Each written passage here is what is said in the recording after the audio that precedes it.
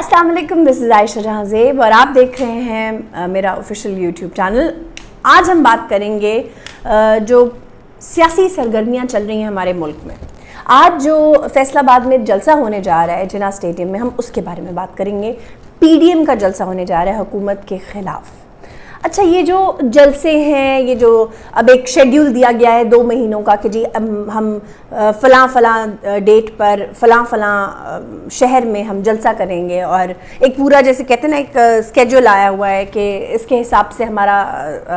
Plan चलेगा। आप समझ लें ये एक अंडरस्टैंडिंग है हुकूमत और अपोजिशन के दरमियान कि हाँ जी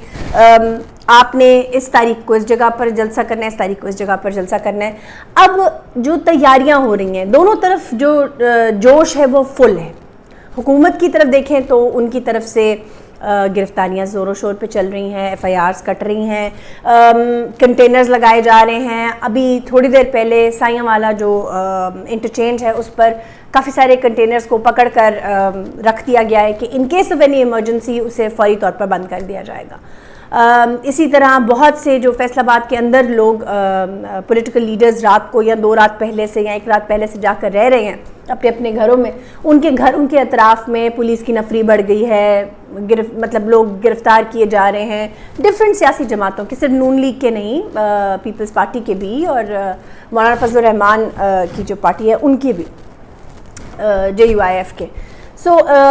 ये सारी सरगर्मियाँ तो हो रही है हुकूमत की तरफ। On the opposite side opposition भी फुल तैयारी के साथ है, यानी उनके जो वर्कर्स हैं, उनके जो पॉलिटिकल लीडर्स हैं, लोग 2-2 दिन पहले से जाके फैसलाबाद में, कल भी आपने टीवी स्क्रीन्स पर देखा होगा कि मेन जो लीडर्स हैं, जितने भी स्पोक्स पर्सनस हैं, वो सब के सब आपको कंटेनर पे खड़े एड्रेस करते हुए आवाम को नज़र आ रहे हैं, और आवाम भी पुरजोश तरीके से इस्तकबाल करिए। अब ये नहीं मालूम कि देखें टेलीविज़न पर कितना मीडिया की स्ट्रैटेजी क्या होने वाली है, मीडिया को क्या कहा जाएगा। एक्चुअली सब कुछ होल्ड किया हुआ है। इस पर्टिकुलर आज का जलसा मूड सेट कर देगा अगले आने वाले 2 महीनों के लिए कि गवर्नमेंट का एक्चुअली क्या मूड होगा। अब एक तासुर ये आ रहा है कि गवर्नमेंट और इस्टेब्लिशमेंट एक पेज पर है, जो कि है भी, जिसमें कोई वो दो राय नहीं है, क्योंकि इस्टेब्लिशमेंट और गवर्नमेंट एक पेज पर ना हो तो ये सरगर्मियाँ इतनी स्मूथली नहीं चल सकती। और इस्टेब्लिशमेंट भी यही चाहती है कि हुकूमत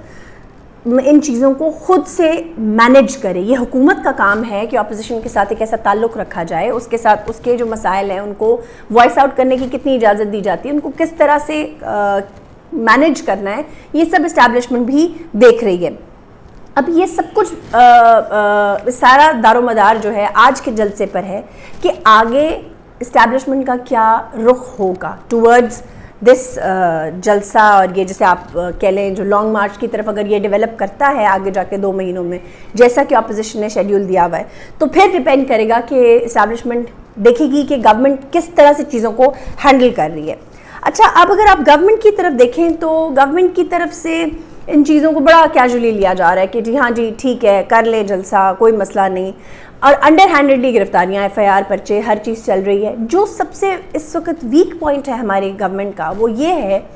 कि अनफॉर्चुनेटली ये जलसा, ये धरने, ये PDM की ये गठजोड़, ये सियासत उस वक्त की जा रही है जिस वक्त अवाम बहुत मुंतशिर है, अवाम बहुत बुरी तरीके से सेटबैक किए हुए हैं। क्योंकि आप ज़रा कोई एक चीज़, कोई एक शोबा है फ़िक्र उठा के देख लीजिए, कोई भी अनअफेक्टेड नहीं है। बिजली के बिल हैं तो वो आसमान को जा लगे हैं, पेट्रोल है, अशिया ख़ुरोनोश है, चीनी का बहरान है, आटे का बहरान है, और जैसे कि अभी शेख रशीद साहब फरमा रहे हैं कि आटे का बहरान आने वाला है, तो आप अंदाज़ा कर लें कि मज़ीद चीज़ें ख़राब से ख़राबतर होती जा रही हैं। ऐसे वक्त में अपोजिशन ने बड़ी चालाकी का मुजाहिरा करते हुए ये जो धरना है, ये जो जलसा है इसको शेड्यूल किया है ताकि आवाम का जितना प्रेशर है वो गवर्नमेंट पर पड़ जाए। ऑब्वियसली ये जब अपोजिशन ये रंग देगी बात को कि हम आवाम के लिए आवाज़ उठा रहे हैं, अवाम तो ऑटोमेटिकली उसी पलड़े में जाकर बैठेगी जिस तरफ उन्हें लगेगा कि उनकी सुनीद हो रही है, उनकी सुनीद हो रही है। क्योंकि गवर्नमेंट तो इस वक्त इस बेचारी इस जो मुश्किल हालात से गुजर रही है और जिस तरह के मईशत की तबाहाली है इस वक्त तो वो कोई भी मदद नहीं कर सकते। कोई रिलीफ पैकेज अभी फ़िलहाल आवाम को नहीं दिया जा सकता, जिसकी वजह से भी ये मामलात इतनी बिगाड़ के करीब करीब जा रहे हैं। अब आज जो जलसा होने जा रहा है उसका कॉन्टेक्स्ट देखते हैं। अभी सबसे कुछ अर्सा पहले, तकरीबन कोई महीना एक पहले, बाजवा साहब ने अपना रेजिग्नेशन दिया और जिस वक्त अहमद नूरानी ने एक केस ब्रेक किया उनके अगेंस्ट, बाबा जोन्स का। अच्छा, अहमद नूरानी का केस आया, अहमद नूरानी को गद्दार कहा गया ये वो, और उसके बाद बाजवा साहब ने एक स्टेटमेंट दिया कि इस तरह ये इन्वेस्टमेंट के हवाले से कि ये ऐसे है और सारी रसीदें हैं और सब मतलब दिए जा सकती हैं अगर डिमांड किया जाए तो।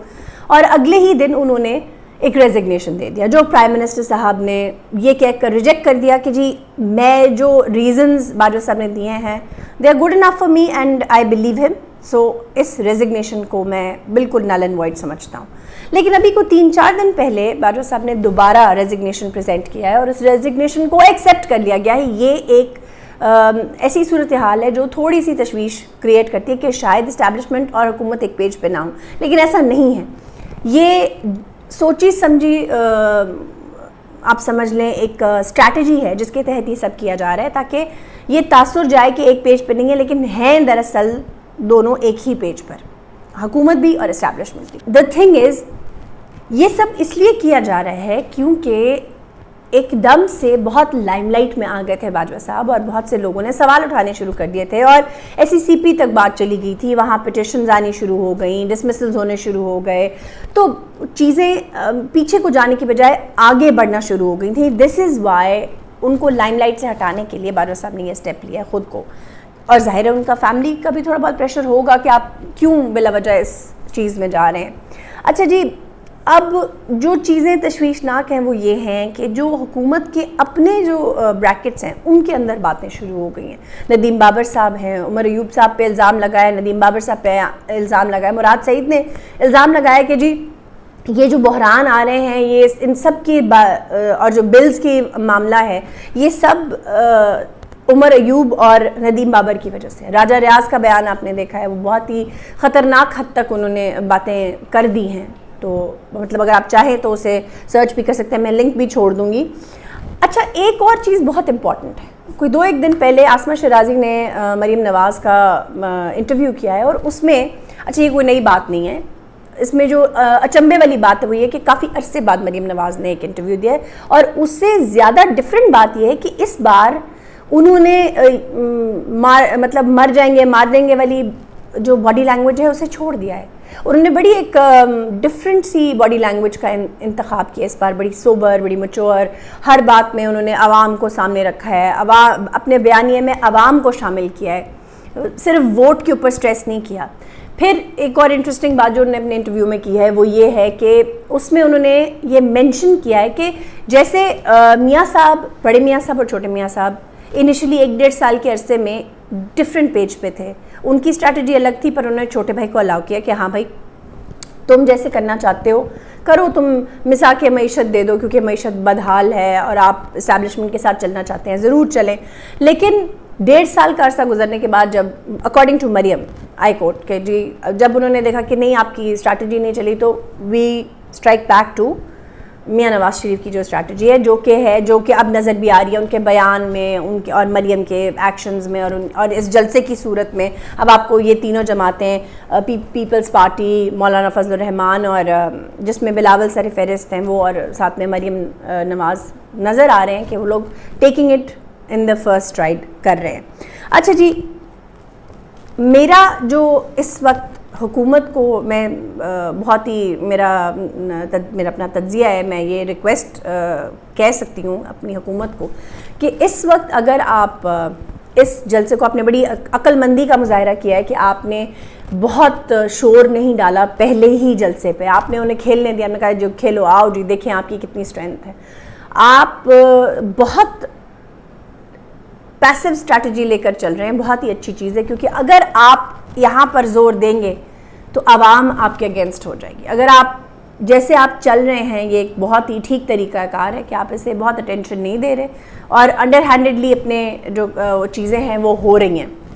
That's a very good thing. क्योंकि इस वक्त सबसे इम्पॉर्टेंट बात यह है कि पाकिस्तान बहुत बड़े माशी बहरान से गुज़र रहा है और आपके